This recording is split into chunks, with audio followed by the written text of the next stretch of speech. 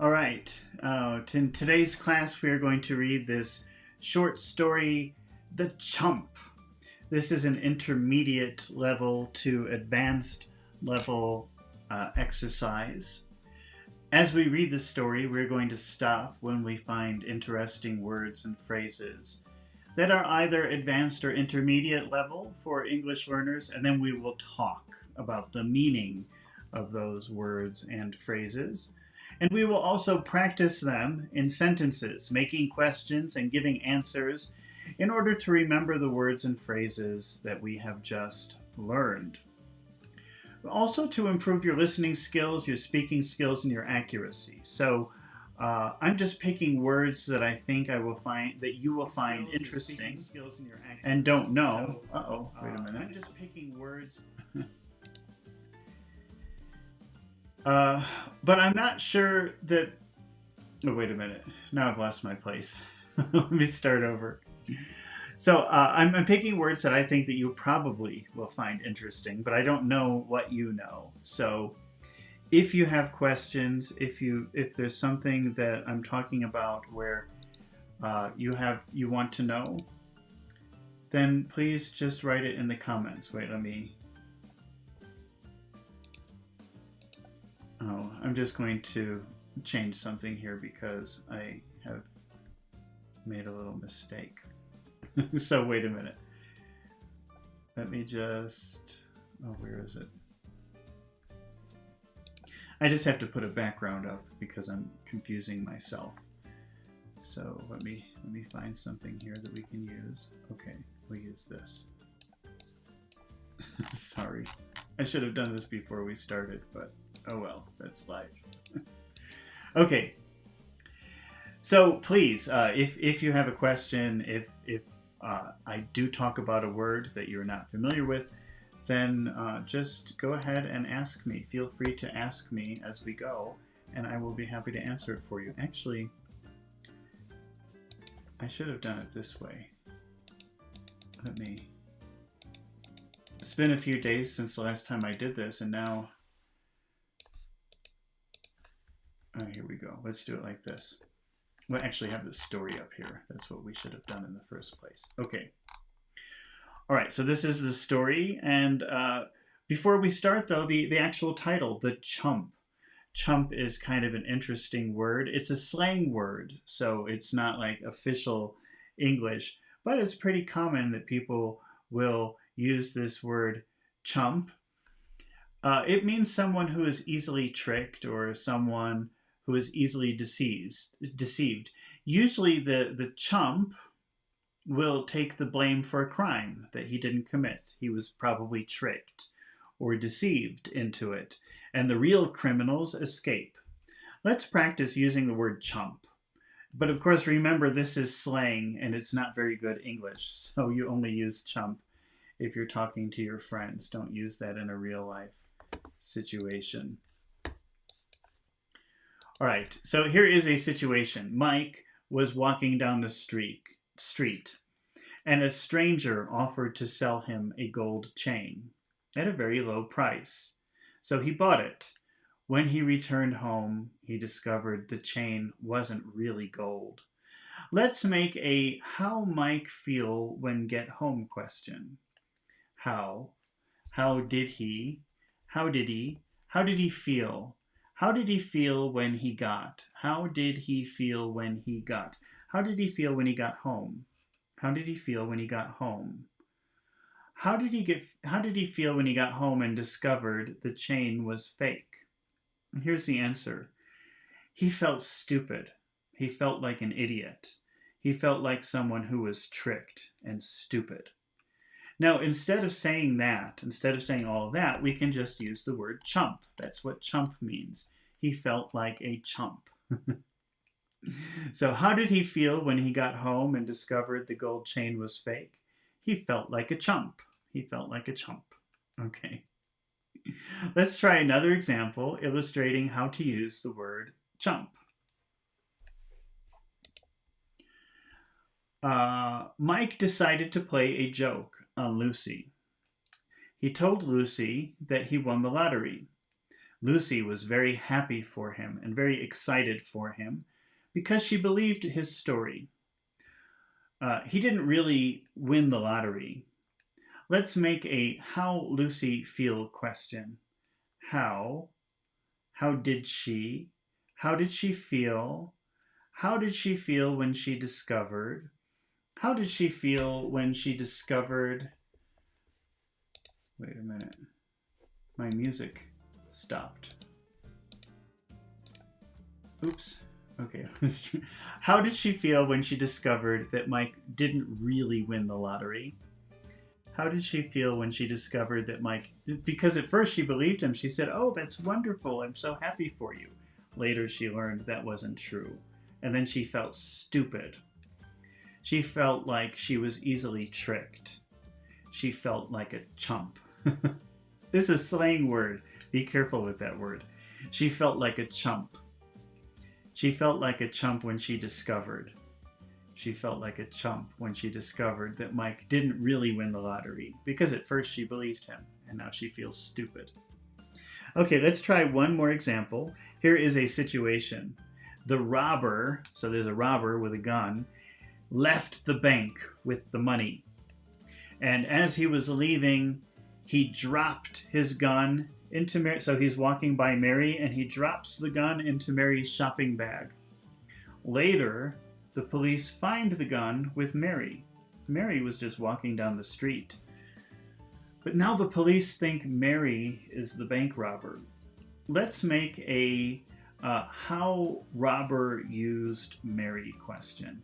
How did the robber use Mary? How did the robber use Mary? And the answer is, he used her like a chump. He used her like a chump. That means now the police think she committed the crime. She's innocent, but he put the gun on her, and now the police think that she is the criminal. She is the chump. Okay, let's see. Now when we look at the title of the story, The Chump, I think we can understand what the story will be about, which is somebody is tricked. Somebody is going to be made to look like a criminal when they're not. Somebody is going to look stupid. Somebody is going to be taken advantage of. All right, so let's start this story and see how they're going to use the word chump. Charlie Cook shuffled the deck of cards expertly. Now, shuffle, you might know that word shuffle for, if you're listening to music, like on a playlist, and you see that. Let's find the shuffle sign. So if I look for shuffle here, and then find images, yeah, you usually, so if you see this sign on a playlist, where is it? Oh no. Here we go. If you see this sign on a playlist, this is the shuffle sign, so you might be familiar with that. Also, you see all of these people dancing. What shuffle means is mix.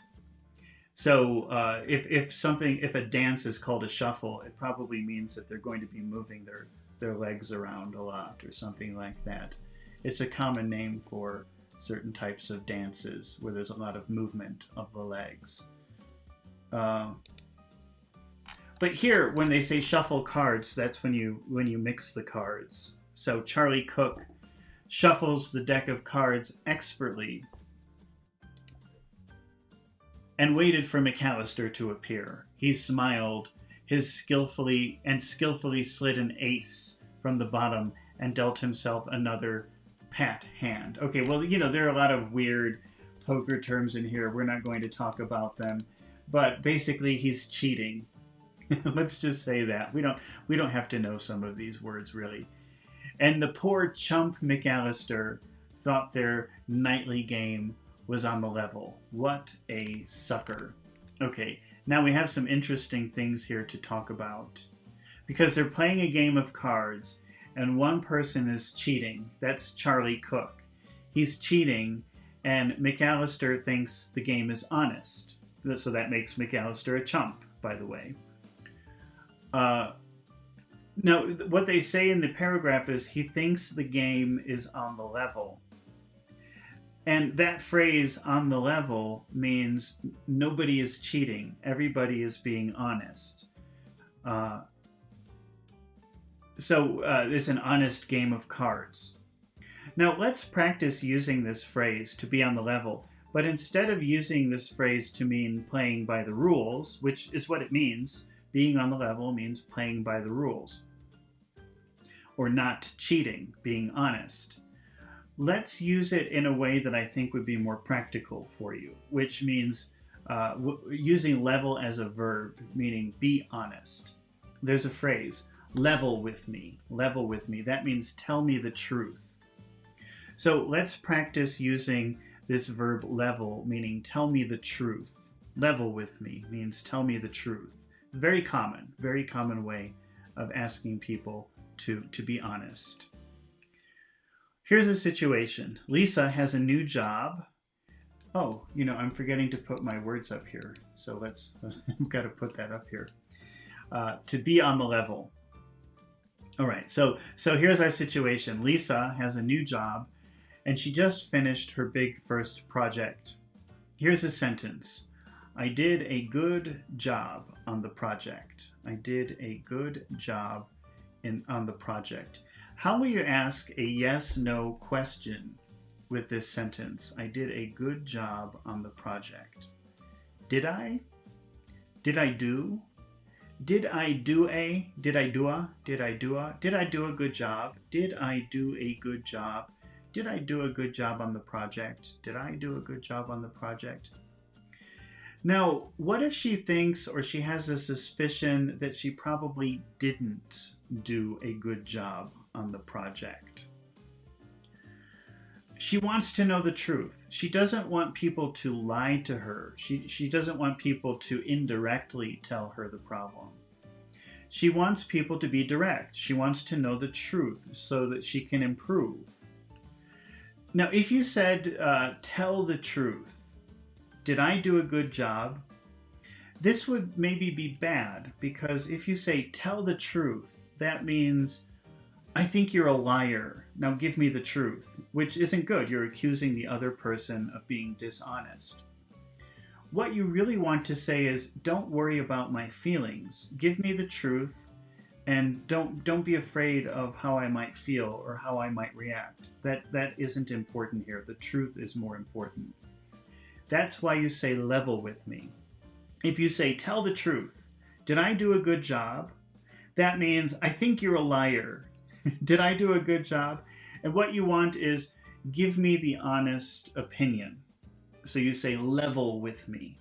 Level with me. Did I do a good job? And that means don't be afraid to tell me the truth. Don't be afraid of I feel bad or something like that. Just give me the truth so I can improve. Level with me. Did I do a good job? Tell me the truth, even if it will be painful for me. Let's try another situation. Here's another situation. Lisa borrowed John's computer, and she broke it. She didn't have John's permission to borrow the computer. He didn't know that she used his computer. Now she has a problem because she broke it. Now let's make a yes/no question with you broke my computer. You broke my, or no, you borrow my computer. Wait. It would help. I write this down, but then I don't read it. It would help if I read it instead of just trying to talk. Okay. How would you make a yes/no question with you borrow and break my computer?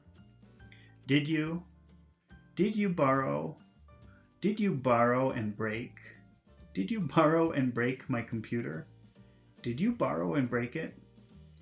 Now, if we put the phrase, tell me the truth in front of it, tell me the truth.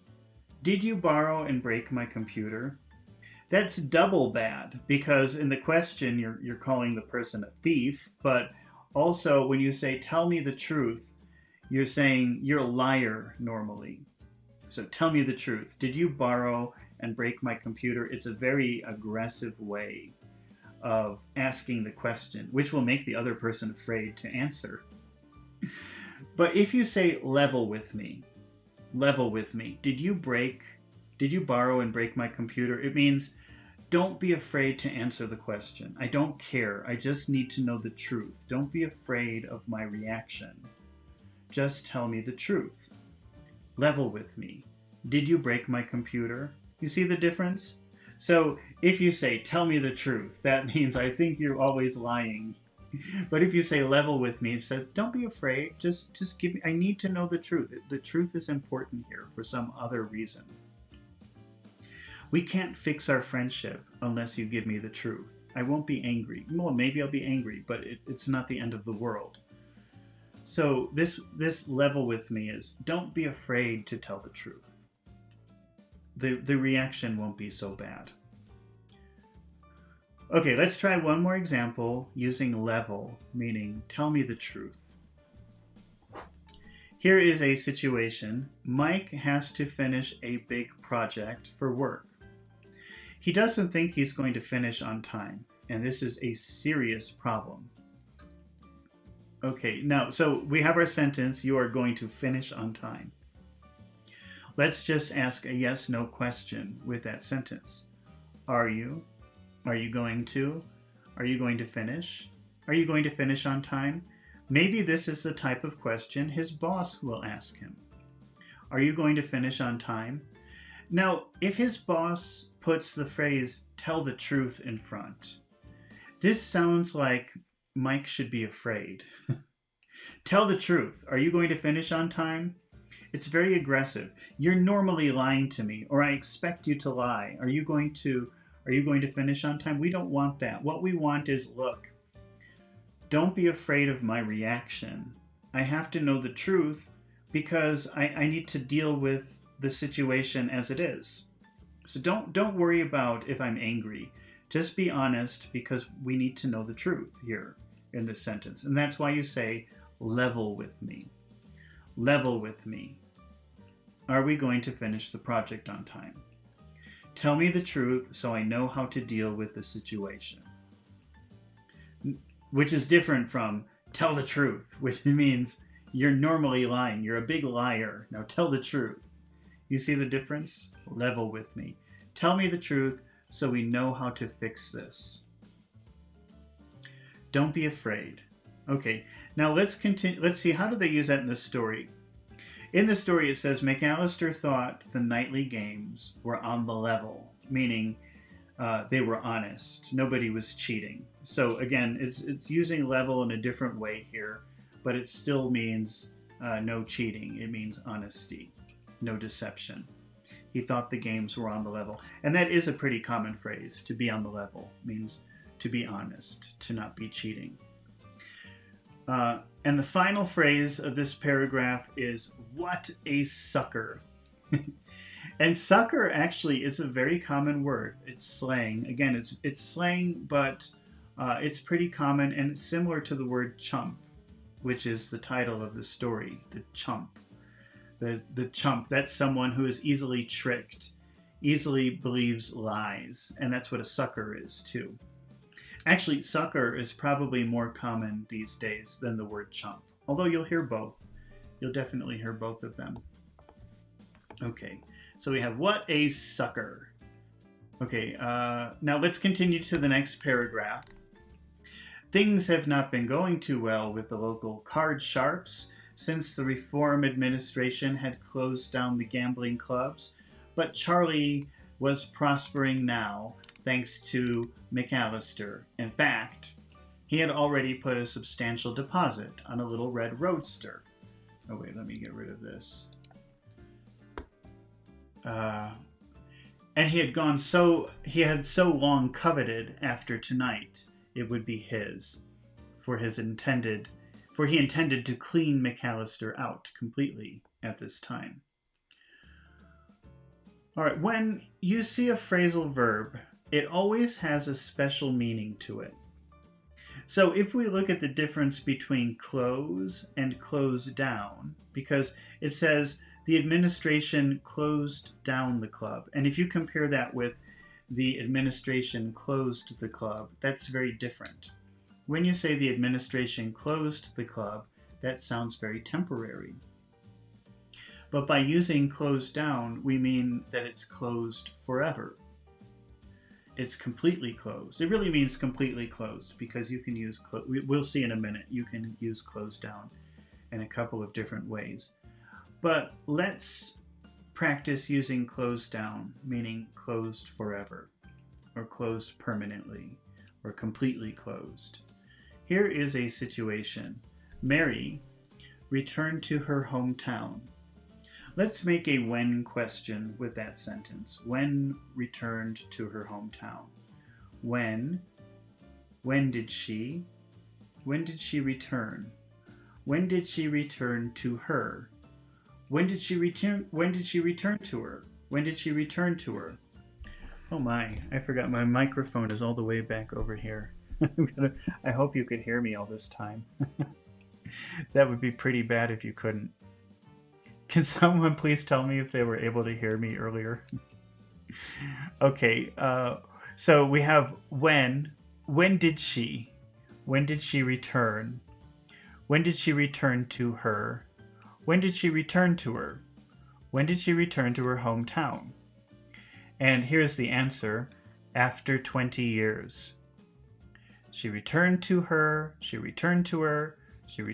hometown after 20 years, and she was very disappointed.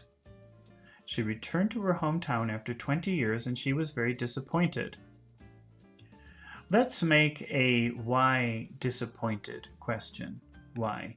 Why was she? Why was she disappointed? Why was she disappointed when she returned? Why was she disappointed when she returned to her hometown after 20 years? Here's the answer. Her favorite restaurant was closed forever. So she returned to her hometown, she goes to her favorite restaurant, it's gone. It's completely gone. It's closed forever. But instead of saying closed forever, we can say closed down. Her favorite restaurant had closed down. Let's put that all together.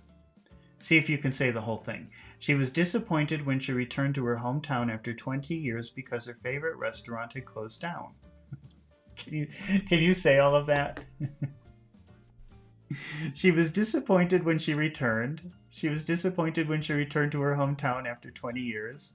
She was disappointed when she returned to her hometown after 20 years because her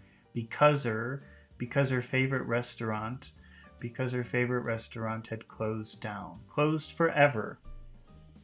Closed forever. Let's do another example illustrating the meaning of closed down. Like with most phrasal verbs, closed down can mean many different things depending on the context. Closed down can also mean stop working 100% but temporarily. Let's see what I mean by that. Okay, here is a situation. After the rainstorm, there was a big flood, and the local school was flooded, and it was going to take 3 or 4 weeks to repair all of the damage of the flood. During this time, the school couldn't be used for any purpose. Okay, so that means it's not just that there are no students in the school. There's no administration either. No teachers are going there, no secretaries, no principals. Nobody's going in or out because the building is in very bad condition. We can say that the school closed down. And that doesn't mean permanently, but it means 100%.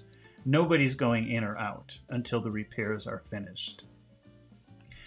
So let's see.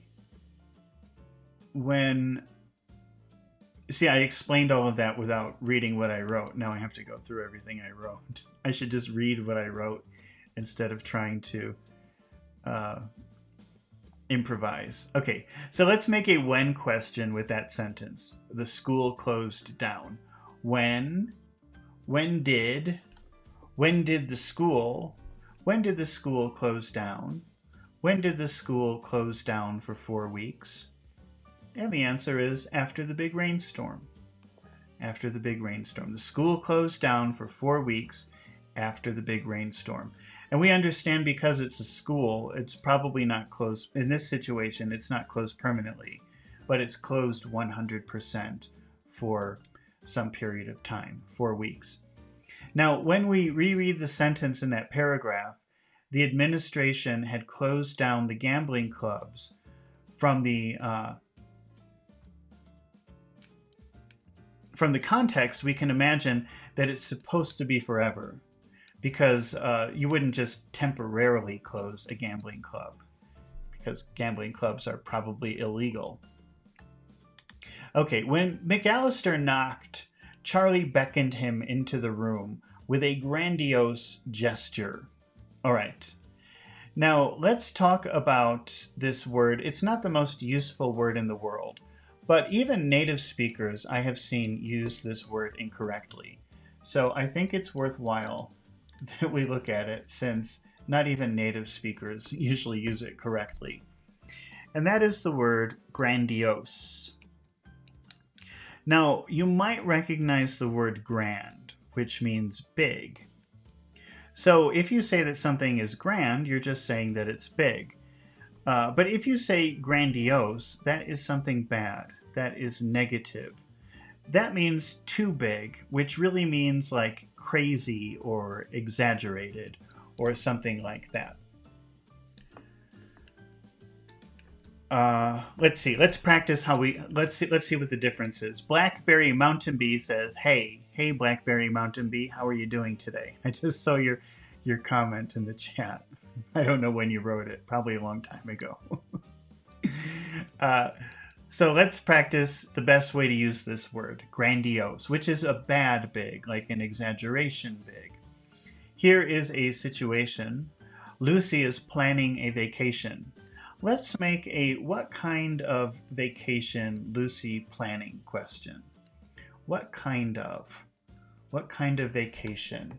What kind of vacation is she planning? What kind of vacation is she planning? Now, if it's a long vacation and it costs a lot of money, a once-in-a-lifetime vacation, maybe we could call it a grand vacation. She is planning a grand vacation. Let's just say grand plans. She is making grand plans. Okay, that just means big plans, expensive plans, really great plans. That's a good kind of grand. Now, let's make a what kind of plans question again. So Lucy, what kind of plans Lucy making question? What kind of plans? What kind of plans? What kind of plans is she making? Okay. Now, let's say that when you heard about her plans, they sounded impossible. They sounded crazy, maybe even ridiculous. So big that it was ridiculous. Like you can't do that. Maybe you don't think she has enough money to pay for such a thing. Maybe she's planning a vacation to the moon. I guess you can almost do that these days, but it's still almost impossible. And even if it's possible, you would have to have quite a bit of money to do something like that. It doesn't sound realistic. Have you ever seen those round the world cruises that last for 1 year? That's pretty crazy. You know, it's kind of cool, but it's almost crazy. So instead of saying grand plans, we can say grandiose plans, which makes Lucy sound a bit crazy. Like, she can't do that. She's crazy. So she's making grandiose plans. She's making grandiose plans for her vacation. She probably won't be able to do that. That's too crazy. All right, let's try another situation using grandiose and comparing it with grand. Mark just became the president of the company. Now, let's make a what kind of vision Mark have for company question. What kind of vision does Mark? What kind of vision does he? What kind of vision does he? What kind of vision does he have? What kind of vision does he have for the company? What kind of vision does he have for the company? Now, imagine he's making really big plans, realistic plans that he can do, but they sound amazing. They plan to grow. They plan to expand.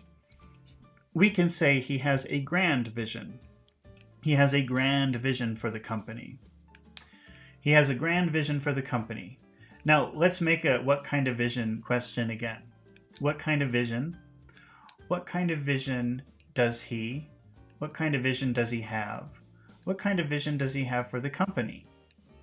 Now, let's say they sound very unrealistic, like he wants to be the #1 company in the world, or the richest company in the world, and destroy all of the competitors. It sounds just too crazy, too big, too unrealistic. This is when you want to use grandiose. So he has a grandiose vision for the company. That sounds like he's crazy. That sounds unrealistic. It's bad. He has a grandiose vision for the company. Now, in the story, it says McAllister knocked and Charlie beckons to him. We've actually used that word beckon already. I have an exercise that we've already done with that in a different story. Beckon means come here, come to me. That's what beckon means. So, and gesture is like a movement, especially of the body. So when he has a beckoning gesture is like, come to me. But this is a grandiose beckoning gesture. So remember, grandiose is big and like weird or uncomfortable or bad or exaggerated. So that's kind of like, come, so that would be a grandiose beckoning gesture. All right, so let's see. So Charlie beckons him, and let's see. So yeah, you feel suspicious if somebody's grandiose. Come to me. That's like too much. It's over the top. Then so he says, "Hiya, sport," Charlie said genially. "Feeling lucky tonight," McAllister replied. Oh, let me get rid of grandiose before I forget. So lucky, in fact, that I'd like to double the stakes if it's okay with you. Now, stakes here means risk. Double the risk. Double the money. I feel so lucky I want to bet double my normal money. Double the, okay, and he says, "Suits me, sport." So that's okay with me, Charlie answers, trying not to show his eagerness. He let McAllister start the bidding, and Charlie had dealt him a good hand, a mighty good hand, yet it was not nearly good enough to beat the one Charlie had dealt. And now we have this word mighty. Let me put that up here. And maybe you haven't seen this before, but sometimes you can use mighty to mean very. The word mighty means strong. But you can use it in front of adjectives to mean very sometimes. Let's try using mighty as very. Here is a situation. Mary had to take a test for school. Later, John wants to know about her performance. Let's make a how you do on test question. How did you? How did you do? How did you do on the test? How did you do on the test? When you make a question like this, how did you do, that really means what was your performance like? How was your performance? So when he says, how did you do on the test, that means how was your performance on the test? Now we can use just the word very here. We can say it was very hard. So the test was hard. It was very hard. Or if you want, you can use the word mighty. It was mighty hard. The difference is there's just a little bit more emotional impact using mighty. So very hard is neutral in a way, but mighty has a little bit more emotion to it. It was mighty hard. It was mighty hard. Okay, let's try another example where we use mighty instead of very. Let's see. Here's another situation. John and Mary are spending the day together, and John asks Mary, "What you want to do today?" How will you make that question? What you want to do today? What do you want to? What do you wanna? What do you want to do? What do you want to do? What do you want to do? What do you want to do today? And Mary answers, I want to go to the pool. I want to go to the pool. I want to go to the pool. I want to go to the pool.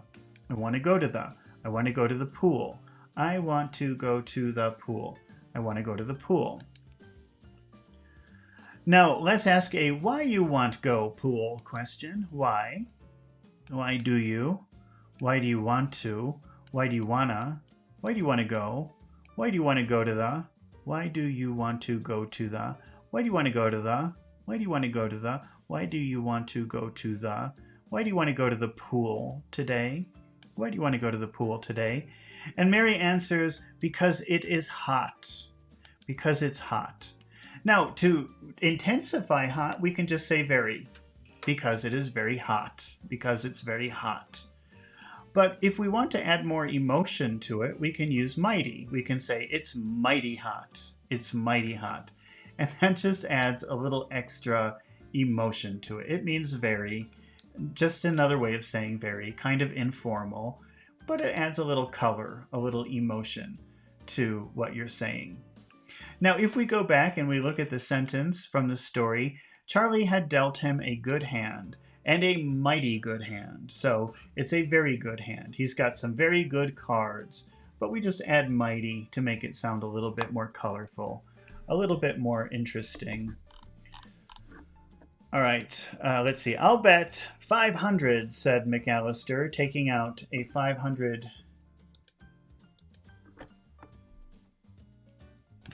crisp new bills. Raise your 5, Charlie, and wait a minute. Some of these words are wrong. I have to look on the actual thing. Raise you 5, Charlie intoned mechanically. The betting grew steadily, more furious. Look at all that dough. Now, dough, you can see here, D-O-U-G-H. That's a funny word for money. Okay, so it means look at all that money. And it's kind of an old-fashioned term. I use it. I think it's a funny word, but you only use it if you want to make people laugh. It's not a very serious word, especially these days. It sounds like an old-fashioned slanged term, but I like it. I would use it. Look at all that dough. Look at all that money. And it's still opening hand. No sense getting too greedy, though. Might get McAllister suspicious and spoil the whole thing. Better lay down the hand now and be content with these winnings for the moment. There was time to get the rest. He threw down his cards confidently and began to rake in the pot. Okay. Let's see. There's a lot of poker vocabulary in this paragraph, and it's not really important to know what a lot of these things mean. So we won't go through and try to define these. But basically, he's cheating, and they're betting a lot of money, and the amount of money is growing. But Charlie's worried that because he's cheating, if he seems too confident or he goes too hard, then McAllister will become suspicious. So now he's saying, oh, maybe I should calm down. Maybe I should wait a little bit and not bet too much money, or McAllister will get suspicious. But now they do use this kind of interesting phrasal verb here, which is rake in. To rake in something. And it's funny because a lot of times I've had classes with many intermediate to advanced level people, and they rarely know this word rake, which is a tool. So let's just take a look at a picture of what a rake is, and then I think suddenly we'll be able to understand what this phrasal verb rake in means. Let me just figure out where I am here. Okay, this is a rake. And so you can imagine if you're raking something in, you're collecting a lot of it and bringing it towards you. And that's what rake in means. It's used quite a bit with money, but it doesn't have to be used with money.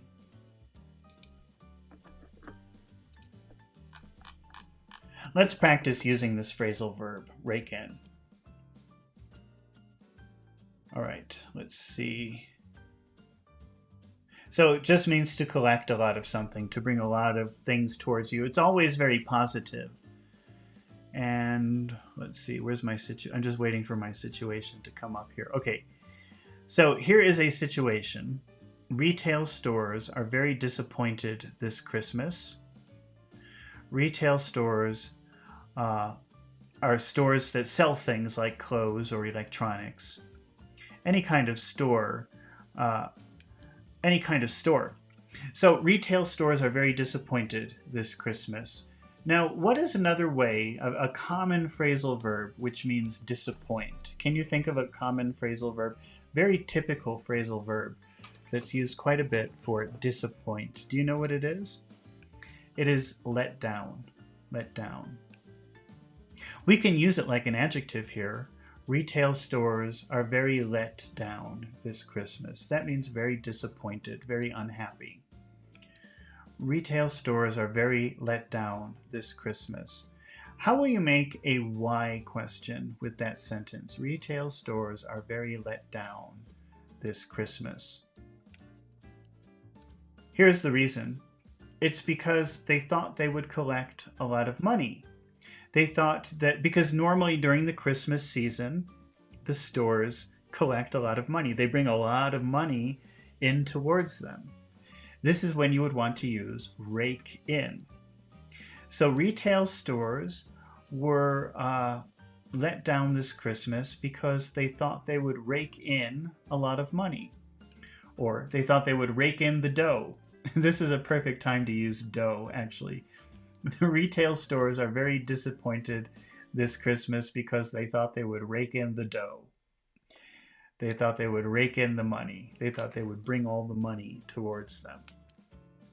Okay, let's try another example using rake in, which means bring a lot of positive things, collecting them and bringing them towards you.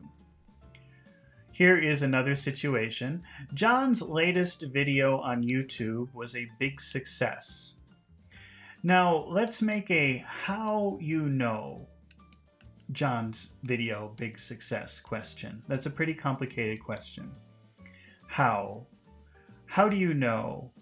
How do you know that John's latest video on YouTube?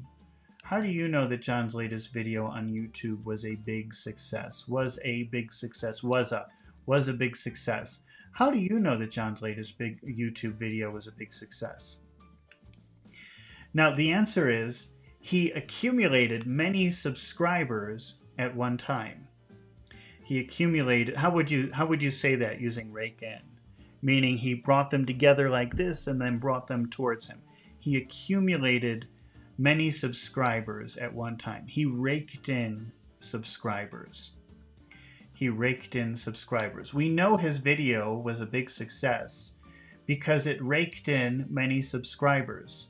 And we can picture that now, okay? By the way, did you subscribe to my channel? Because if you didn't, do that now because I want to rake in some subscribers, okay? Now, let's take a look at how they use rake in the story. He threw down the cards and he confidently began to rake in the pot. The pot is the money on the poker table. You know, when people are playing poker, there's a lot of money in the middle of the table. That's the pot. And he raked in, that's literal. He raked in the pot. Okay, just a second, McAllister said quietly. My hand beats yours. So that means my cards beat yours. Mouth agape. Agape is a word that means open. That's what agape means. Open. Mouth agape. Oh, let's see. Now I've lost my spot. Charlie sent looking stupidly at McAllister's hand. These weren't the cards that he had dealt. McAllister, it meant that McAllister was a card sharp too. They keep using this term card sharp, but actually I've only ever heard the term card shark. And I just looked it up before we started this. And it turns out the original definition, or the original phrase, was card sharp, but I think now everybody says card shark. But a card shark is an expert at cheating with cards. That's a card shark. His anger was all-consuming as he glared. The smiling McAllister, wise guy, take Charlie Cook for a chump. So now he's saying, oh, what are you, a wise guy? You think I'm a chump? You think that I'm someone you can cheat? I'm not someone you can cheat. I'm not a chump. I'm not a sucker. Let's see. Charlie is going to do something drastic. This shot, muffled by the closeness of McAllister's body, caught McAllister just above the heart. So he shot McAllister, and then he toppled slowly to the floor. His body hit the table, and he fell, and the cards and money cascaded down upon him. Charlie bent down over the inert form and quickly gathered the spoils. McAllister had been richer than he thought. Just look at all those brand new $100 bills. Yep, Charlie Cook was in the big time now. To be the big time. A big time crook, a big time criminal is someone who makes a lot of money, earning a lot of money in crime. A small time criminal is someone who just steals little things. A big time criminal is someone who steals a lot. So he found all these $100 bills and he said, oh, I'm in the big time now. Okay, escape shouldn't prove too difficult. As usual, he had registered under an alias. So an alias means like a fake name. Alias means fake or double. A double that is fake. A false name. Okay, and could not be traced that way. The killing had made a little noise and attracted no attention. So he shot McAllister, and there was no way of getting caught because he was using a fake name, and now he could escape because nobody heard it, nobody saw it. Charlie ran quickly down the back stairs. Inside, this this is not a good copy. Let me find the rest of it here. Let's see. Charlie ran quickly down the back stairs and sighed. Okay, and sighed. Whew, that's a sigh. Whew, that's a sigh. So Charlie ran down quickly the back stairs, and then he went. Whew, he sighed in relief when he saw that the rear entrance was unattended. Safe. Whew. Safe, he sighed. Now to pay off the rest of the money due on the red roadster.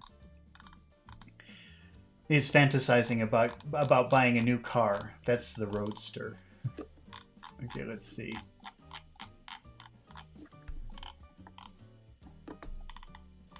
Okay, so he goes to the car dealership to buy his car with the money he stole. He called cheerfully to the salesman as he entered the automobile showrooms and waved his thick wallet. $100 bills okay for the balance? So can I pay you with cash? Can I pay you with hundreds? He asked. And the car dealer says, you bet, which means yes, of course you can. Said a voice from, actually, I wish I would have noticed this earlier because that would actually be a good exercise. Well, I'm sure it'll appear again. You bet, meaning of course. That's pretty common. Like, if somebody asks you permission for something, like, can I do this? A very casual way of saying, yeah, no problem is, you bet. That would make a good exercise. I didn't even notice it when I was making the exercises today. Okay, well, it'll happen again, I'm sure. You bet, said a voice from behind him, and his arms were seized in a fierce grip. Twisting, Charlie turned and saw the man who held him was a city detective. This must be a mistake. They had nothing on him. Let me go, Charlie snarled. I haven't done anything. No? Asked the detective. Well, let me just move this up. Oh no. This is making for a bad ending. Okay, that's about as good as it'll get, I guess. Okay, let's see. No, asked the detective. Well, how about that phony $100 bill you left as a deposit on the car? So actually, phony means fake, not real. So the money that McAllister was paying with was not real. It was fake money. It was phony money. In a moment, they're going to say counterfeit money. And counterfeit is normally the word that you use when you talk about fake money, not real money. Well, how about that phony $100 bill you left as a deposit on the car? And these, he said, waving the wallet with which was also counterfeit. So the wallet was full of counterfeit money, fake money. Let's see. You must be part of that McAllister mob we've been after. Come on, mister. So actually, it turns out that Charlie was the chump in this story. He was the dumb person who got tricked because he thought McAllister was just some idiot, but McAllister was actually cheating him. In the end, McAllister got shot and died, but Charlie turned out to be the chump holding the fake money, the criminal who got caught. Okay. Well, thank you. That's the end of the story. I hope you enjoyed these exercises. I will be making these into little exercises that you can practice individually today. And I will be back later with another story where we can practice more English together. Thank you for watching and see you next time. Goodbye.